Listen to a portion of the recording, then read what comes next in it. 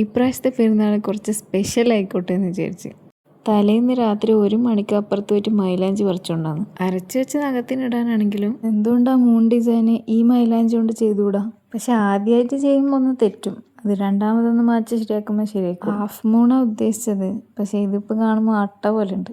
പിന്നെ എനിക്കൊരു ചെയ്ത് എനിക്ക് പറ്റിയ പരിപാടിയില്ല.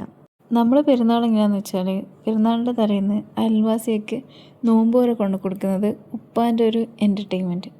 പെരുന്നാളിൻ്റെ അന്ന് ഫ്രണ്ട്സിനൊക്കെ ബിരിയാണി എത്തിച്ചു കൊടുക്കുന്നത് വേറൊരു എൻ്റർടൈൻമെൻറ്റ്.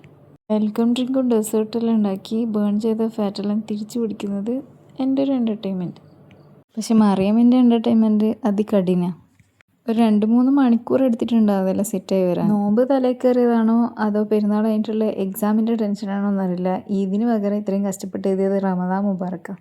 പിന്നെ ഈദിൻ്റെ സ്പെല്ലിങ്ങിന് അധികം വലിപ്പമില്ലാത്തതുകൊണ്ട് സംഭവം സെറ്റാക്കി എടുത്ത്. പെരുന്നാളിൻ്റെ കഥ ഇവിടെ തീരുന്നില്ല, ബാക്കി ഇൻഷാല്ലാ നാളെ പറയാം. അതുവരയ്ക്കും ബൈ.